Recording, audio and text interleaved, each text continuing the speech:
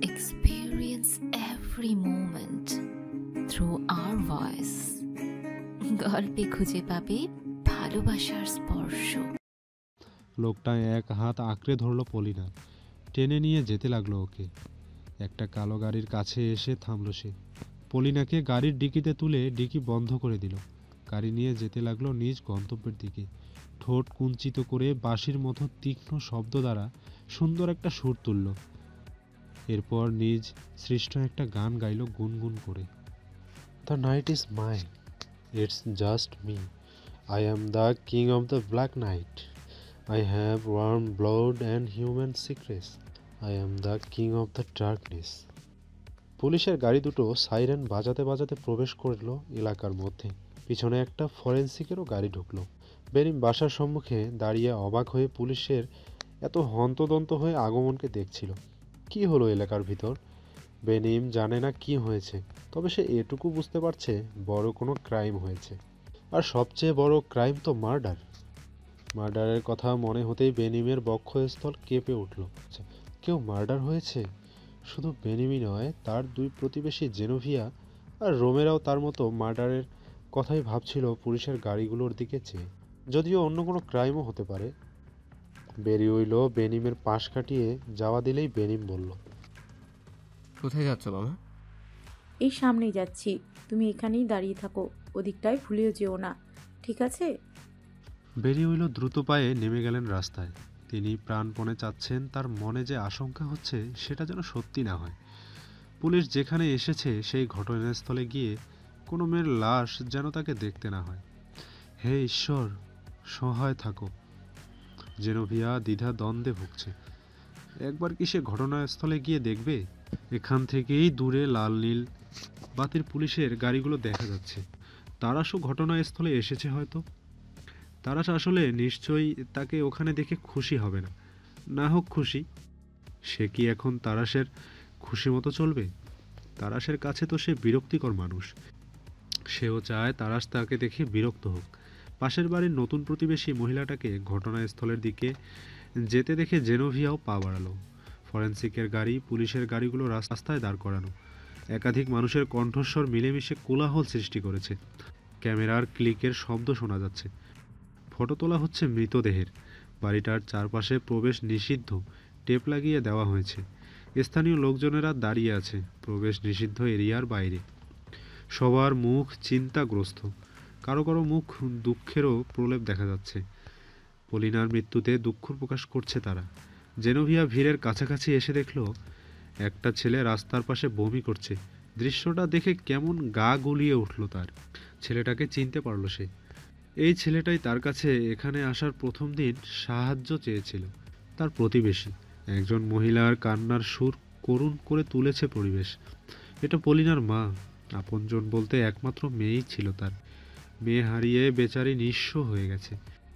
তারাশ ঘটনাস্থলে এদিক ওদিক ঘুরে ঘুরে পর্যবেক্ষণ করছে। মেয়েটার মৃতদেহ দেখে তার মন আপনা থেকেই গালি দিয়ে চলছে খুনিকে।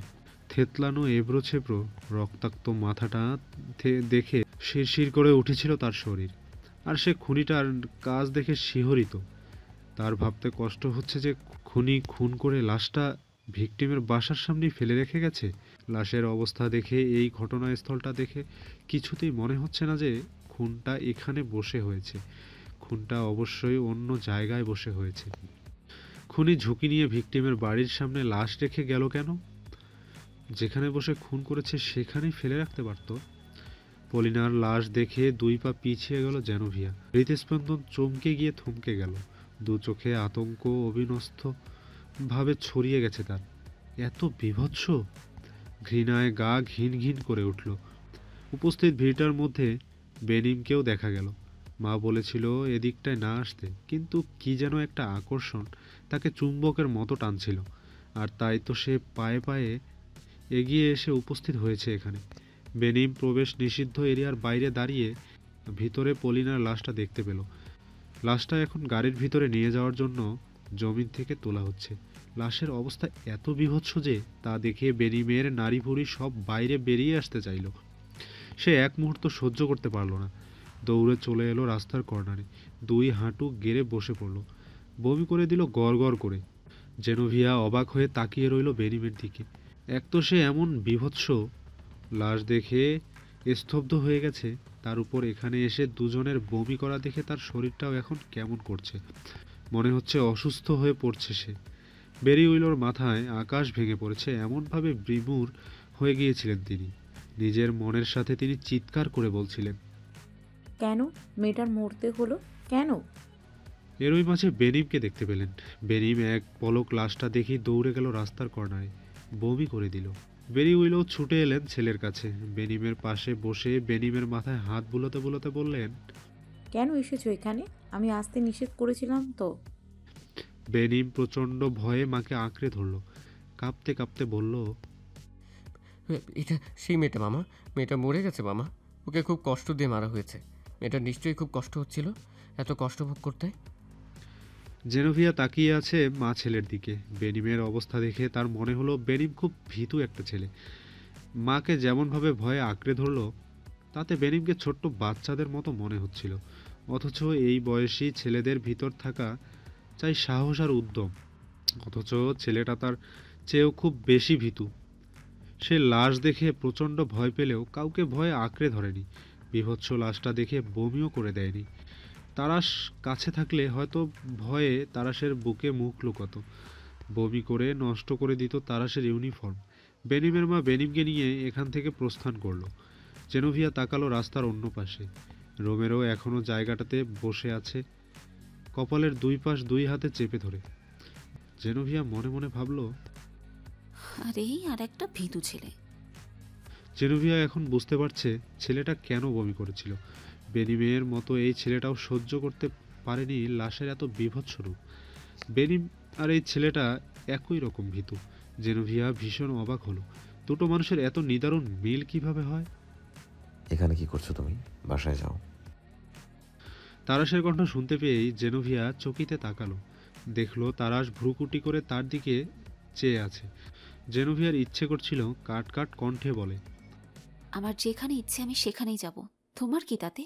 তোমার এখন আর কিছুই বলার নেই। কিন্তু সে এমন একটা মুহূর্তে কিছু বলতে পারল না। আর পলিনার লাশ দেখে সে ভীষণ ভয় পেয়ে গেছে। জেনোভিয়া কোনো দ্বিরুক্তি না করে দৌড়ে বাসার দিকে যেতে লাগলো। তারাশের হঠাৎ চোখ পড়ল রাস্তার পাশে বসে থাকা ছেলেটার দিকে। ছেলেটা বমি করছে নাকি? বেরি উইলো বাইরের স্বাভাবিকতা দেখালেও তার হৃৎপিণ্ডটা কাঁপছে, থরথর করে কাঁপছে।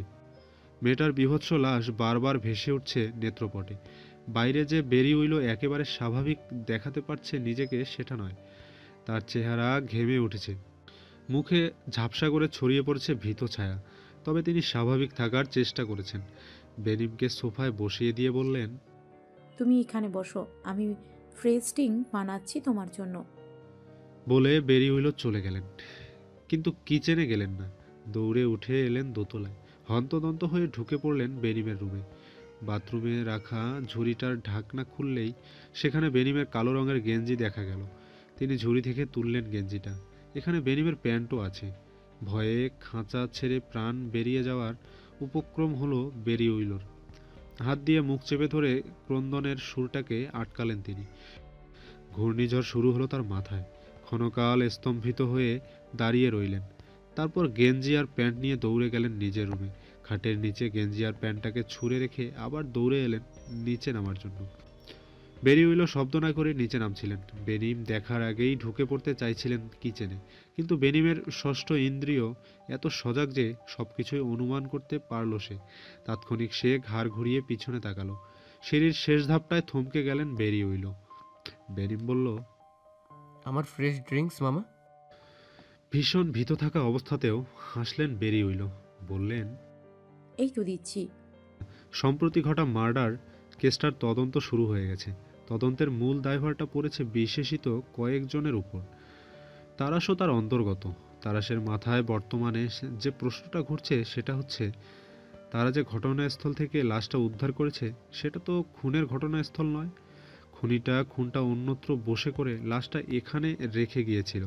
তাহলে খুনটা কোথায় বসে হয়েছে? খুনির কি খুন করার জন্য সিক্রেট কোনো প্লেস ছিল, নাকি খুনটা সে উন্মুক্ত কোনো স্থানে বসে করেছে? কল্পিনোতে 20-25 বছরের এমন নৃশংসভাবে কোনো খুন হয়নি। এমনকি প্রতিবেশী পৌর শহরেও এমন খুনের খবর পাওয়া যায়নি। লিওনিদ এতক্ষণ থানার বাইরে ছিল, এসে খবর দিল। খুনের ঘটনাস্থল হয়তো পেয়ে গেছি। পুলিশের গাড়িটা এসে থামলো গলির ভিতর। নেমে পড়ল সবাই। রাস্তায় রক্ত দেখা যাচ্ছে, একটা জায়গা জুড়ে বিস্তৃত সেই রক্তের দাগ, আর সেখান থেকে রক্তের একটা লেপন রাস্তা ধরে ক্রমশ এগিয়ে গেছে সামনে। কিছুটা দূরে এসে থেমেছে সেই লেপন।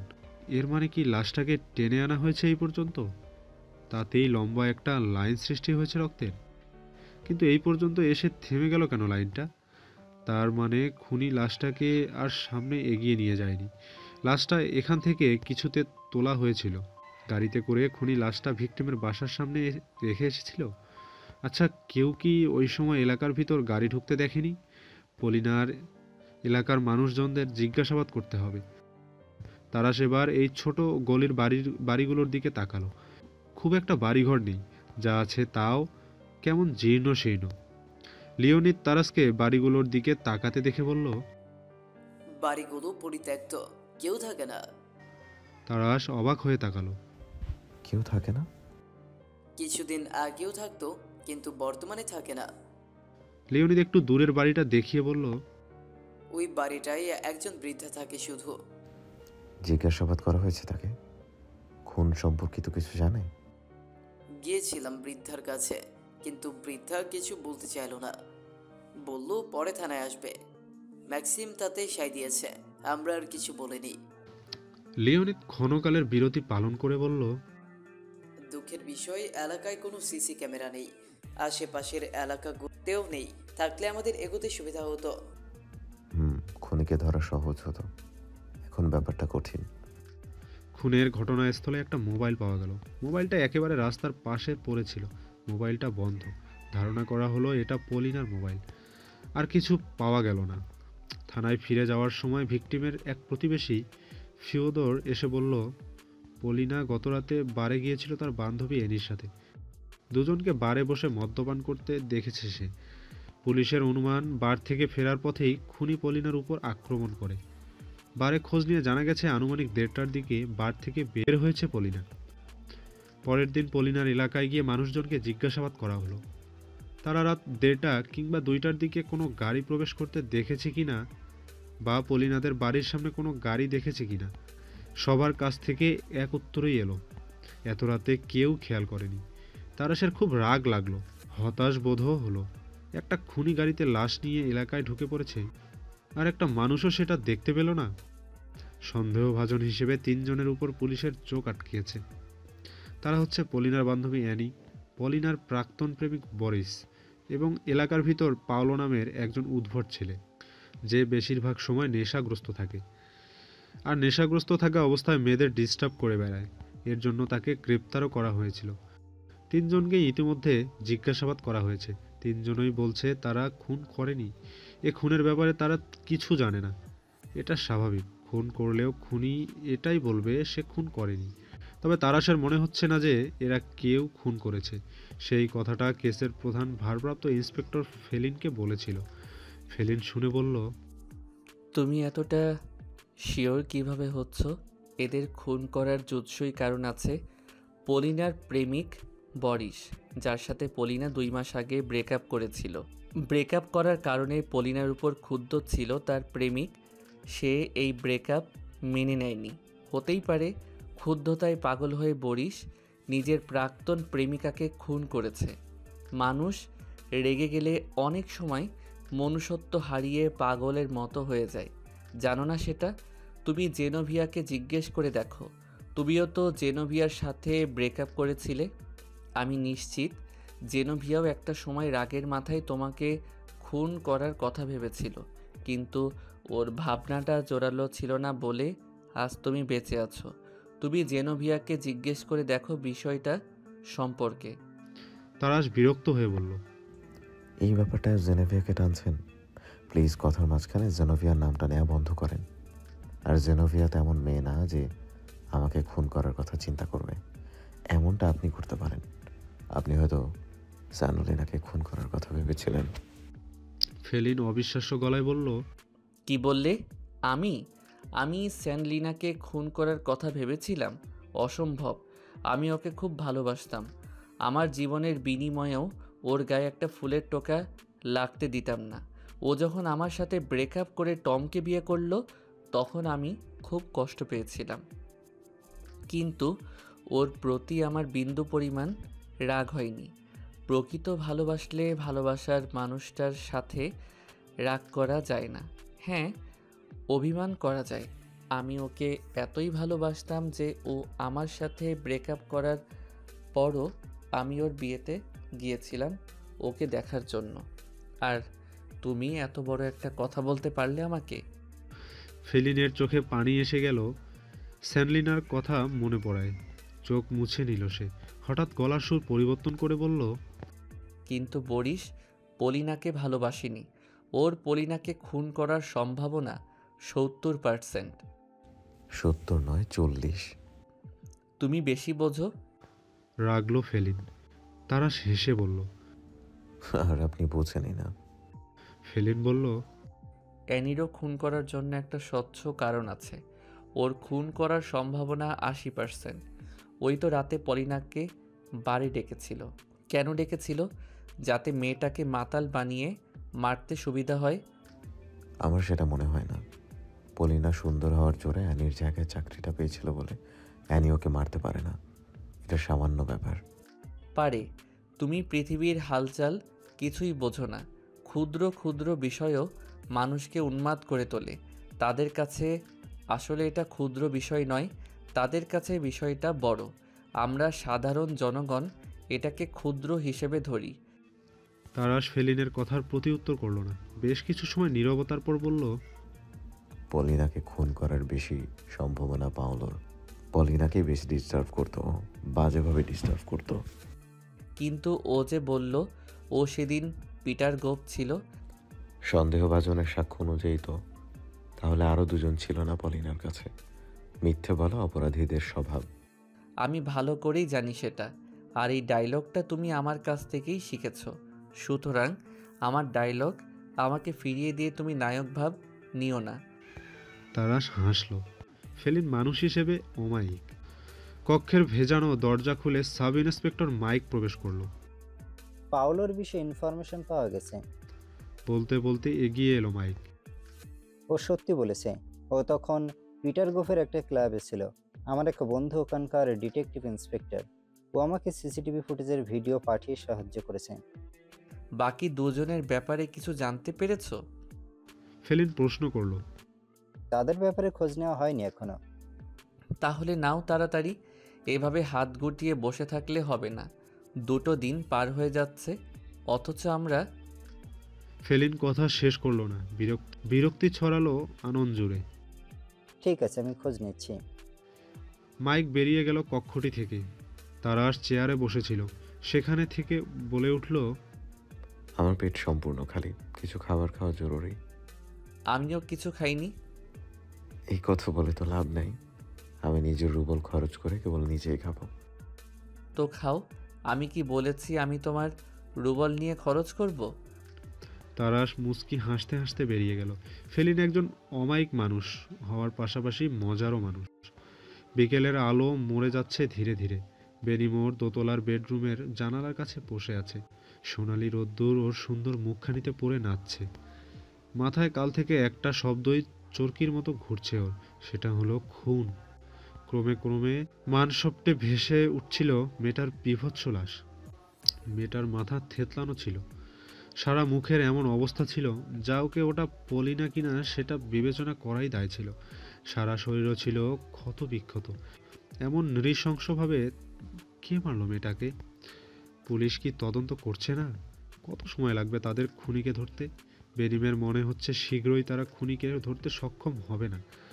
আদৌ ধরতে পারবে কিনা সে বিষয়ে সে সন্দিহান।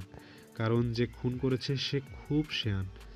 বেনিম মেয়েটার আঘাতগুলো তখন অতটা দেখার সুযোগ পায়নি, কিন্তু পরে নিউজে ছবি দেখেছে। আঘাতগুলো দেখে বোঝা যাচ্ছিল খুনি অত্যন্ত দক্ষশীল।